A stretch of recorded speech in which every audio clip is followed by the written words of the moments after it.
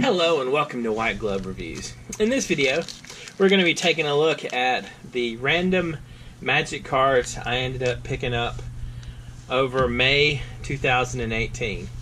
Now, it's been kind of a, as you can probably see from the stack of cards, it's been a fairly productive month when it comes to Magic cards. And it's sort of strange to say, but most of the cards in these stacks are basic lands. And what I want to do is I want to look at the basic lands I picked up and, you know, what makes them interesting. And also this assortment of random other stuff. So let's start first of all, well, we'll start with this one. The Noxious Gearhulk. I picked it up. I'm reasonably sure it was one of the Cardsphere cards I picked up. And I just wanted one on hand for EDH purposes. And, of course, everyone knows that a foil version, I mean, it works better than a non-foil version. So, might as well get the foil version. Now, with these, and I hope I have all 5 of them. Well, here's some of them anyway.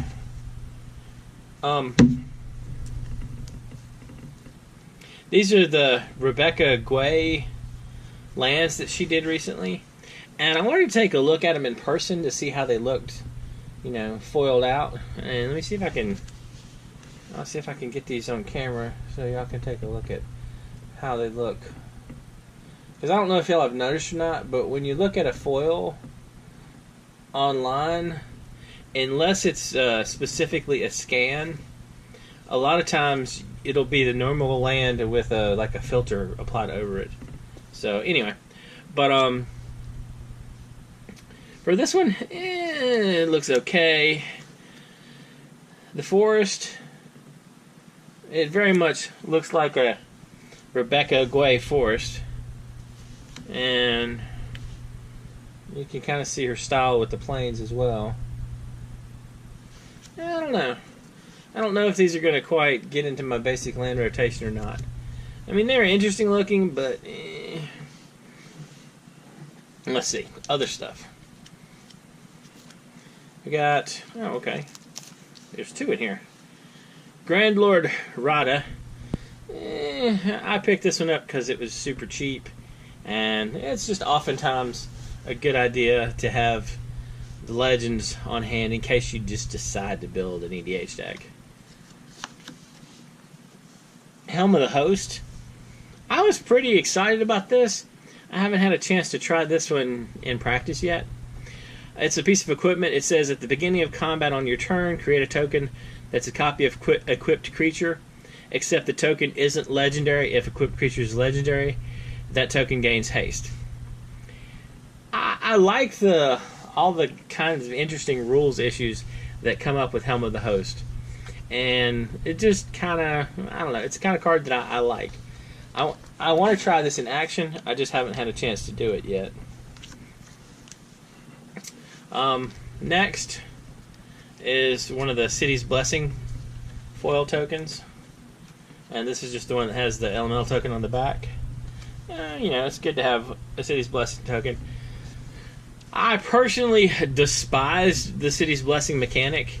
It just seems kind of, I don't know, dumb, overly simple. But there are a couple of City's Blessing cards that have actually been growing on me, so I decided I might as well get the token for it.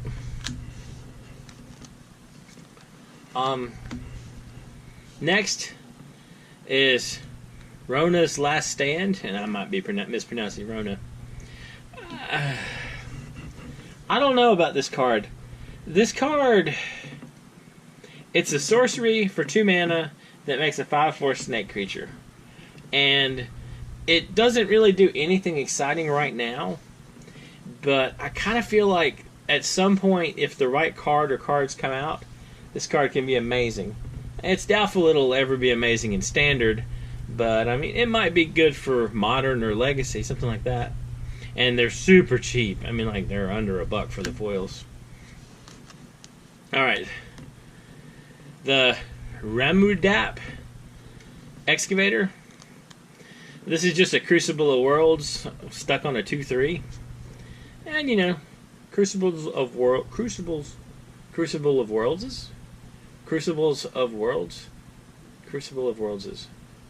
I guess it's Crucible of Worlds. Anyway, I don't know what the plural of Crucible of Worlds is, but having one of those on a body, not necessarily a bad thing. And there's a lot of times when having something attached to a creature is really helpful. Storm the Vault and Storm the Vault. I picked up these because, you know, anything that flips into a Tolarian Academy, probably not a bad idea. And these are cheap. They came off of Cardsphere. I picked up some more unstable lands. I'm still I'm on the fence about them. I don't know how I feel. These came from Cardsphere. I had a bunch of them queued up because I figure I might as well. I think there's some more in this bag too. And it's at least a forest on top. Yeah, there's a forest on top. So more unstable lands, just kind of to have them on hand. I picked up more Squee the Immortals. These are actually like the leftovers from last month's Mad Hunt for Squee the Immortals. I don't think Squee's there yet, but a card that no matter where you cast him, you can always cast him for 3 mana. He can be exiled in the graveyard or wherever. There's a lot going for that. It's a unique effect, and although I probably have enough Squee the Immortals now, I don't think it's a bad card to have a couple of. Another City's Blessing token. Here's a couple more of the Rebecca Gway lands. Oh, more Squeeze. Let's see. Joraya Weatherlight Captain. I picked her up because, again, for EDH purposes, I don't know exactly if I'm gonna go there yet, but Joraya plus, where did they go? Storm the Vault. Seems like we might be able to do something with that. Alright. Tetioa? I probably mispronounced that. But, anyway. I picked up her because I was thinking she might be a pretty interesting blue-green EDH general. She's a 3/3. Whenever a land enters the battlefield under your control, gain 1 life and draw a card. I mean, there's a lot going for having, say, well, your 1 sack land. Actually, you could play. What would that be? 7 sack lands? 6 sack lands? 6. You'd have to. Yeah, you could do 7. I think. Anyway, all your sack lands would draw you a card and not gain you a life, not lose you a life. So you break even on that. Not bad. Another Growing Rights. I'm liking these if you're playing an EDH deck that has a bunch of creatures. Again, it flips into a Cradle. Well, a Gaia's Cradle, effectively. Slightly better than Gaia's Cradle, actually, but because this one produces green mana without a creature. But, you know, they're good to have, and they're not super expensive. Zetalia? Zatalpa? Big dinosaur. This is kind of like the Acroma of dinosaurs. Flying, double strike, vigilance, trample, indestructible. Plus, you know, every now and then you need an indestructible creature. Legion's Landing. I'm kind of on a thing to pick up the flip cards, the flip lands. And, you know, I've been debating about whether to see if I can track down I think they're the treasure chest versions. They're not the buy a box, I don't think. The ones that you can put them together to make a large map. Anyway, more unstable lands again. And another City's Blessing token. 2 more City's Blessing tokens. Pieces of Puzzle. I think this is the last one I needed for that Modern deck. Modern Storm that I've been working on. Hallard the Fire Fletcher. Again, super cheap. It's a legend. Just kind of not a bad idea to pick them up.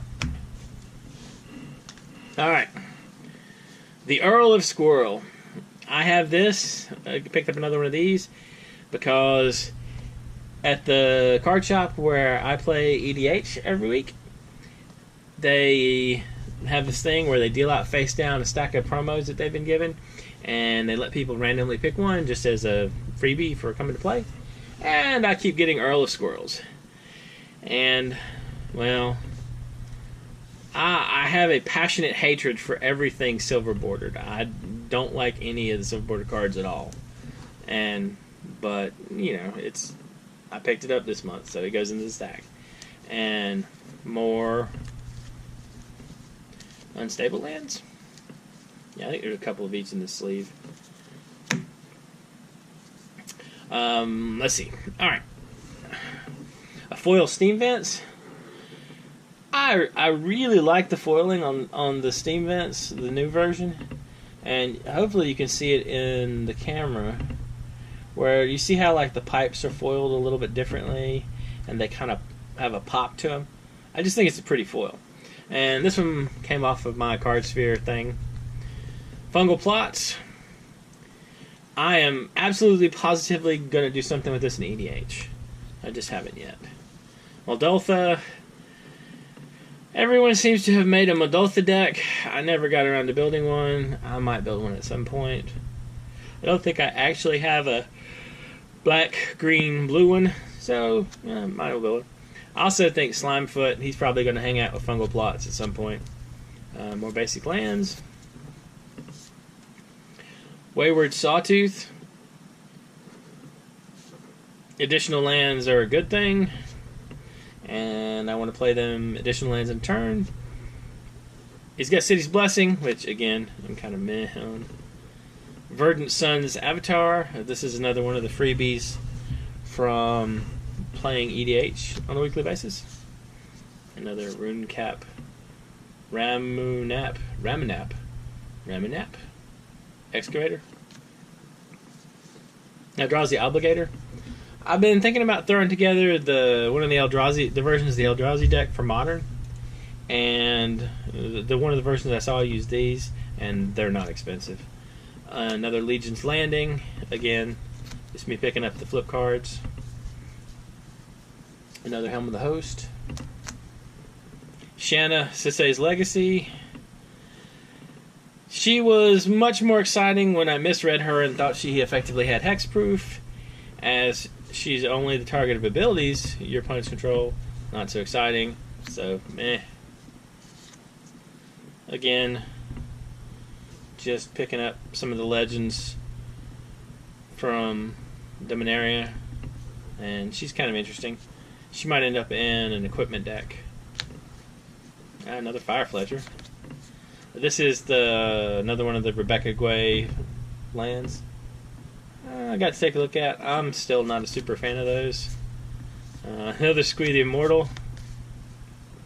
Raph, Capuchin, Ship's Mage.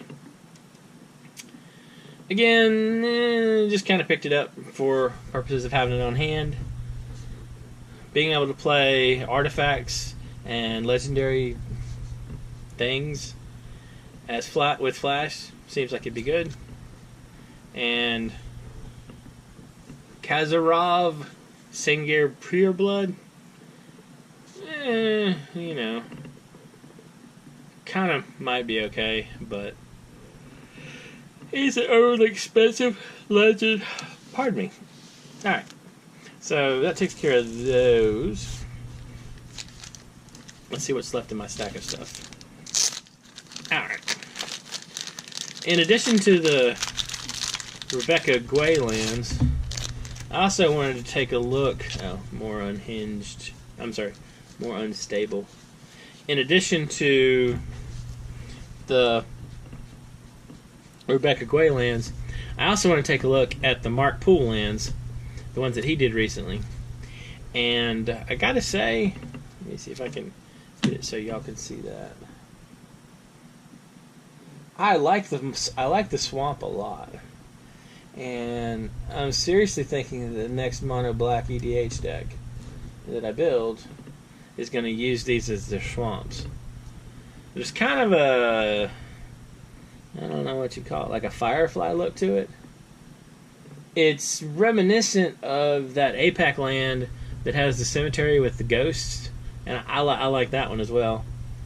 But this one, I'm thinking my next mono black EDH deck will definitely use this as a lands. And to make that happen, this is the Rebecca Guay stuff.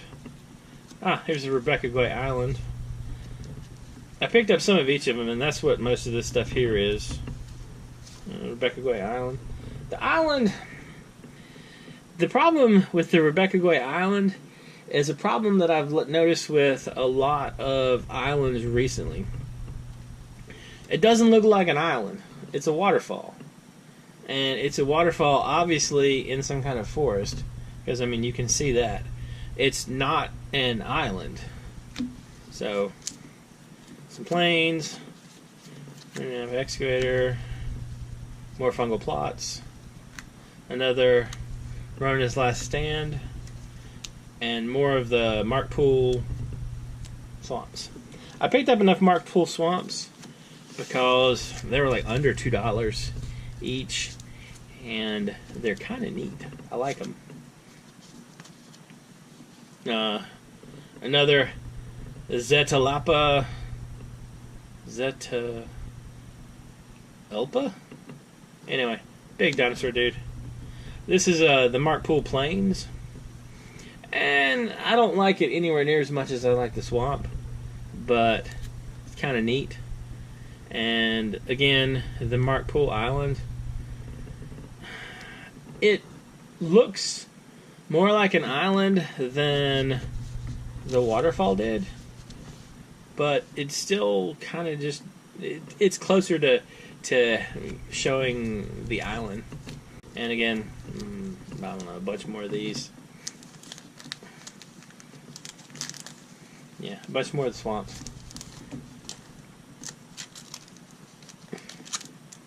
And for the swamps, I figured that they're cheap now, and they might. The thing about them is, odds are they're not going to get less expensive. So, if you see a basic land that you like, once it kind of hits its bottom, then it's a good idea to pick them up. And here's one of each of the Rebecca Guay lands all together if you want to compare. This is the forest. I'm trying to get it where you can see the shininess of it. It's very much in her style. You can kind of tell if you've looked at a bunch of her art. The swamp actually is kind of tough. I mean, you wouldn't naturally associate this one with her, while you can kind of see something like the lines she uses in the plains. The swamp, but I mean, I guess it's probably tough with the swamp, especially when you're doing like a swamp like this. And again, the Mark Pool stuff. So there's a wide selection of basic lands. Now, the most exciting part of this month's pickups is something that I finally decided to kind of get around to resolving. And what I decided to do was, there were these basic lands that came out in 2005, 2006 in Japan. And what these were the Japanese Magic Premier Store basic lands. And what they did was they came out with a set of 20 basic lands. And what it was is for every guild in Ravnica, there's a pair of basic lands. And like you can see it from here. Like for Golgari, you have a swamp. And if you can see down in the text box, you see there's like a little, they have the guild mark, and it says the Golgari Swarm. And the same thing with the forest. You have the guild mark, or the guild symbol, and then on the other side of the forest, icon. It says the Golgari Swarm. And so what it is there's these basic lands for every guild. And what I'd picked up a decent amount of these over the, a couple years ago. And I decided that I'm finally going to wrap up my collection of these. And it seemed like a perfect opportunity to build an EDH deck for each guild using the lands that are appropriate for the guild. And so I ended up, over the month, I ended up picking up a bunch of these. And so, like, was that showing you the Golgari Swarm or House Demir? Am I going crazy? Okay, yeah, this one was Demir. I don't know why I was thinking it was Golgari Swarm. Anyway, House Demir, as you can see, you got those.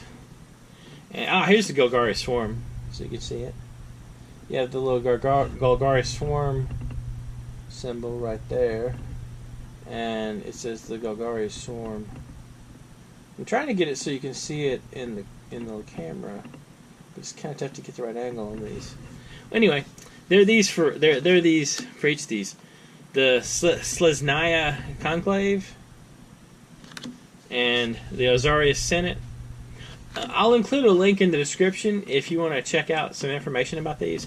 They're really cool they're really cool basic lands, and they definitely will provide you a unique style for your EDH deck.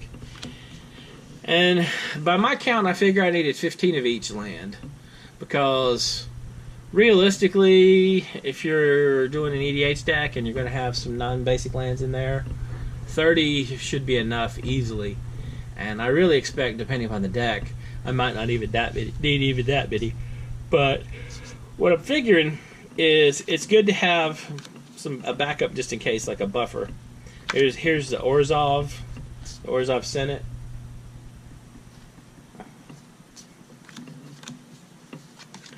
Boros Legion, Simic, Gruul.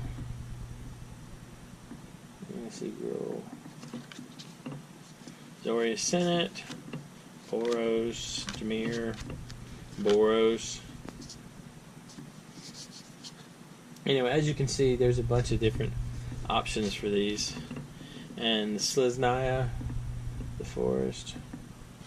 They're kind of cool lands. I mean, that's purely the reason I got them, is I thought they were nifty.